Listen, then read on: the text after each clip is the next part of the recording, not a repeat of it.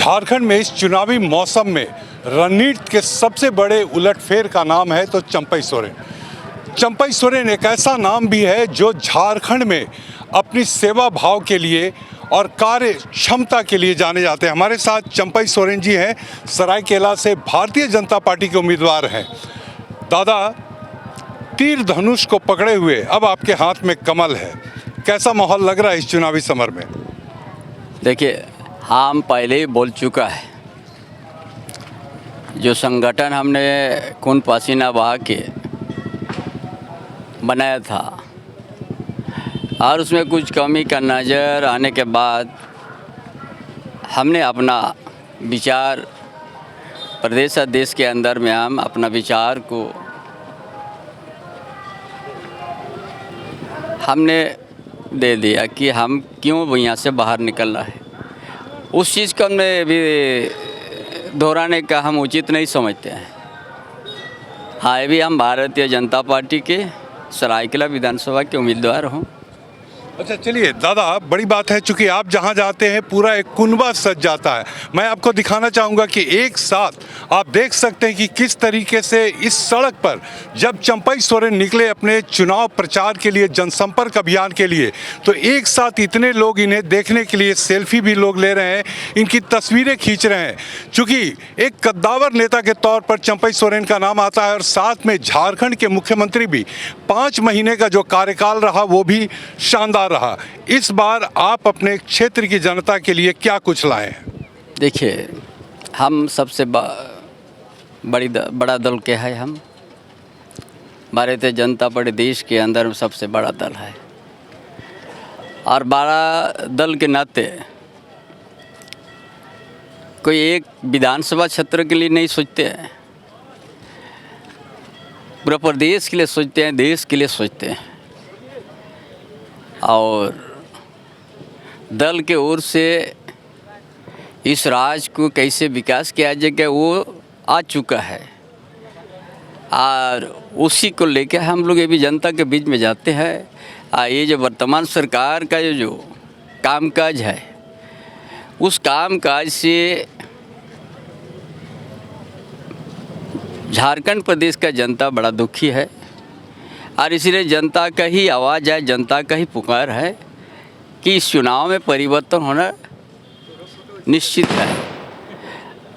आज चुनाव में जब परिवर्तन होगा, भारतीय जनता पार्टी के ऊपर में झारखंड के जनता विश्वास दे चुका है।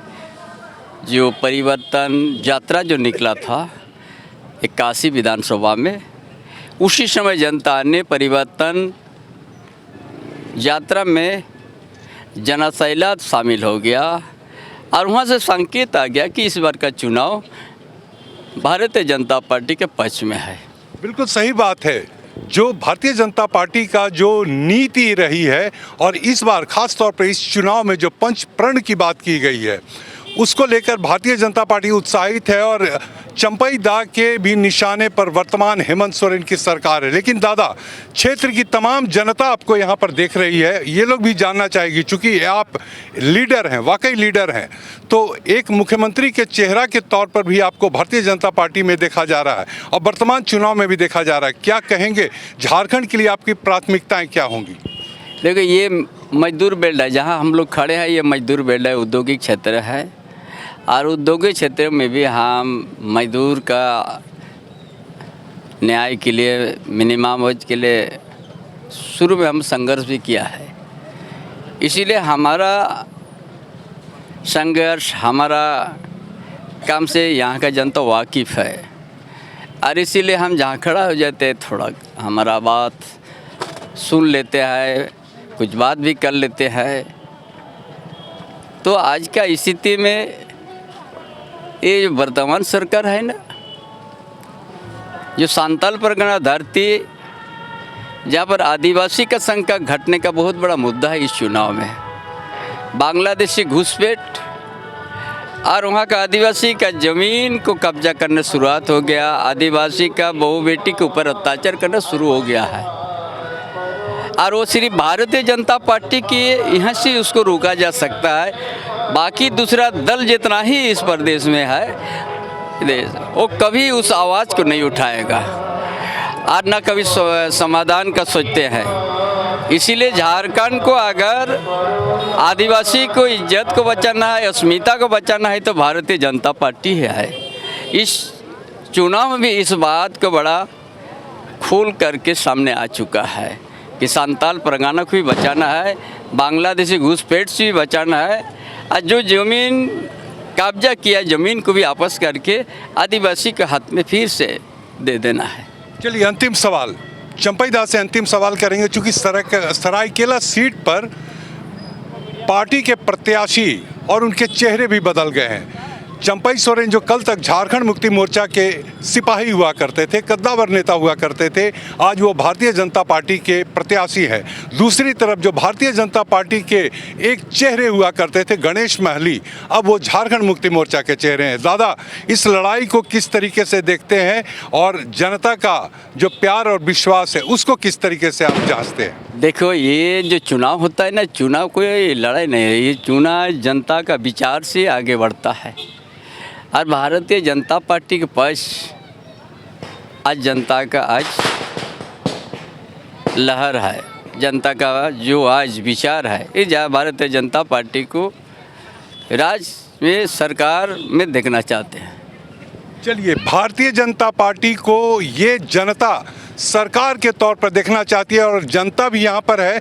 हम इसे जानना चाहेंगे। एक बात बताइए, चंपई सोरेन जी को आपने देखा, क्या कहेंगे चंपई सोरेन के बारे में?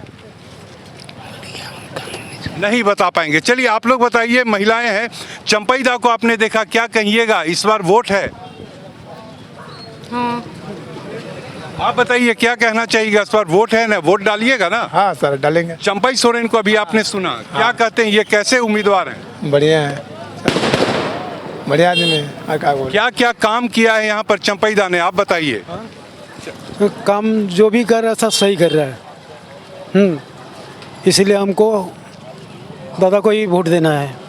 दादा को ही वोट देना है। आपसे जानना चाहूँगा, ये बताइए कि अभी आपने भी चंपई सोरेन को सुना? दादा का बात सुना और दादा से हम लोग बहुत प्रभावित है और हम भी हमेशा इस एरिया में बहुत काम किए। यहाँ का जो लोकल लोगों के लिए, उसके नौकरी के लिए, इसे जो लोकल एरिया में इंडस्ट्री है, उनसे दादा का बहुत योगदान है। हमारे यहाँ जो भी सांस्कृतिक प्रोग्राम कार्यक्रम होते हैं उनमें भी दादा का अपना योगदान रहता है। हम लोग जब से जाने हैं। लेकिन दादा ने तो पार्टी बदल दिया। दादा ने पार्टी बदला, किंतु हम लोग दादा का जो सम्मान है और दादा का सम्मान से हम लोग उनको आदर करते हैं। और जो पार्टी बदले हैं उन पर हम सहमत हैं, क्योंकि दादा का जो उनका अपना भावना था करने के लिए। साफ है कि सरायकेला की जनता चंपई सोरेन जहां भी जाते हैं ये उनके पक्षधर होते हैं। चंपई सोरेन चाहे जिस पार्टी में रहेंगे, चंपई सोरेन ही कहलाएंगे और क्षेत्र की जनता फिलहाल उन्हें अपना नेता लगातार मानती आ रही है। अब देखना दिलचस्प होगा कि जब 13 तारीख को मतदान होगा, 20 तारीख को मतदान होगा, उसके बाद आखिरकार जब रिज़ल्ट की तारीख आती है तो रिज़ल्ट की तारीख में चंपई सोरेन का नाम जिताऊ कैंडिडेट के तौर पर देखना दिलचस्प होगा। कैमरा पर्सन सुरेंद्र प्रसाद के साथ ब्रजेश राय, सरायकेला विधानसभा क्षेत्र,